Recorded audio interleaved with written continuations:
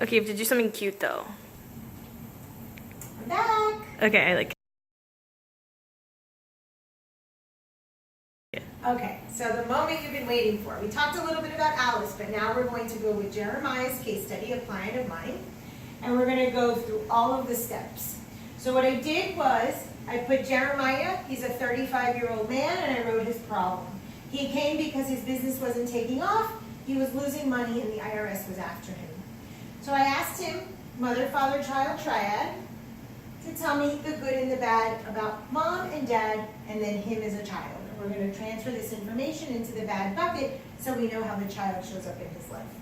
So his mom was caring, she was a great cook, she loved him and his brother, and she gave them what they wanted.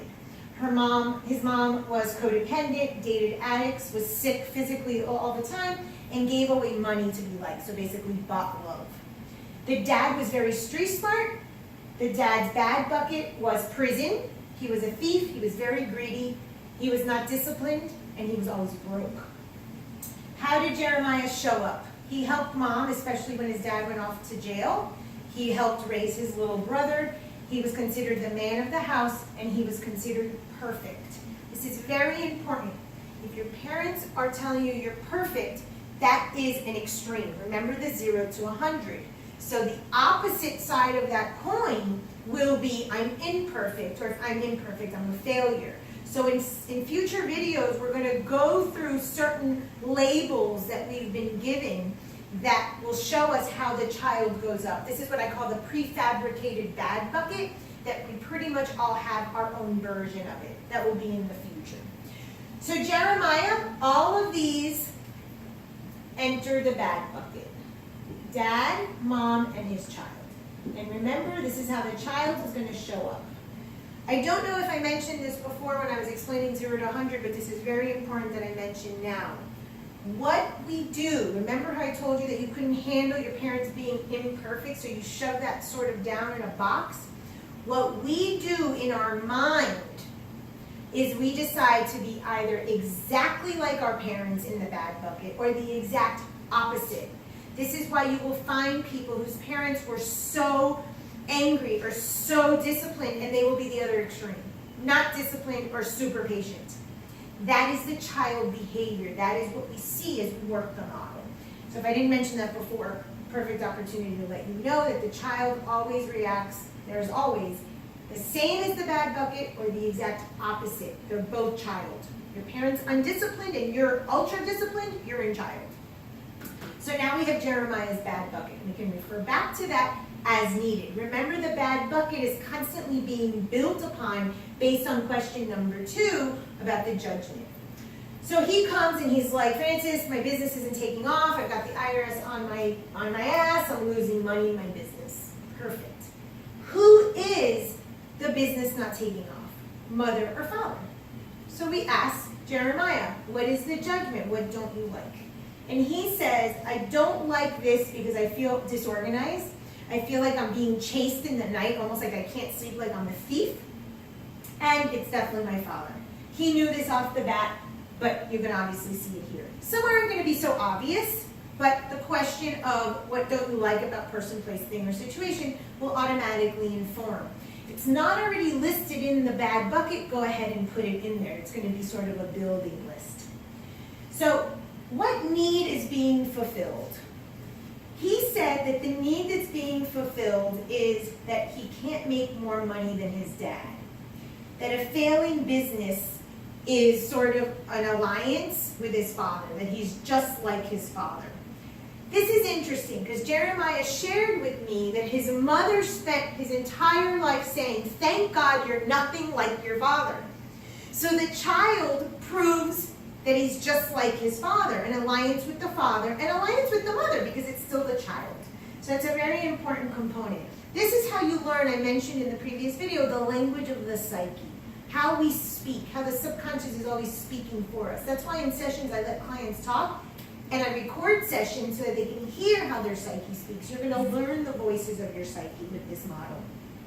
So the need to be fulfilled is to not make more money than his stepfather. This is what we call a limiting belief theory. there is like an unspoken rule, an ancestral sort of lineage work. It's another type of spiritual practice where we look at what the ancestors sort of passed on to their children and children's children, and we keep honoring that. Some of these ancestral sort of, beliefs or loyalties are great, but some are not so great. Like this, I can never surpass my father's wealth, so therefore I intentionally self-sabotage so that I don't make more money than him. And he's aware that this was the need that was being fulfilled. So, how do we define being bankrupt or being broke or having a failing business or not making more money than my father? This is when we define the need. Jeremiah identified that he didn't like feeling like the father in the sense of being broke, being chased, or being the thief. So the need being fulfilled was that he was not going to surpass his father or being just like his father. How does he define the need being just like my father? Is by being broke and having $0 in the bank. This is measurable. Now, I want to take a moment to talk about the language that you're going to find in the definition or in the need. This is the way your inner child speaks to you. I mentioned this before. Just like that little kid never got its needs met, that little kid has grown up. Physically, you've grown, but that little kid has grown up just a teeny bit. Imagine that you're 6 or 7 years old still asking for permission to do something.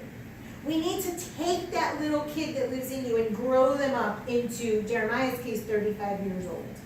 Okay? So we want to spend time and honor and listen to that inner child. That is the language of the psyche. That's the language of the inner child. That's usually what you're going to get in this step. Being just like my father, broke, not surpassing my father. This means that what Jeremiah is broke in his soul. Because if the inner child is that it has to be met by you, that child feels broke. So that's a very good indicator, the words that your clients choose or you choose when you're doing the model, to fill in as what they're feeling inside and what their little child needs. So Jeremiah's little child needs to not feel so broke, as if dad, Jeremiah, is gone all the time. So what is the rule? He decided that he could meet the need by spending 5 hours a week on paperwork.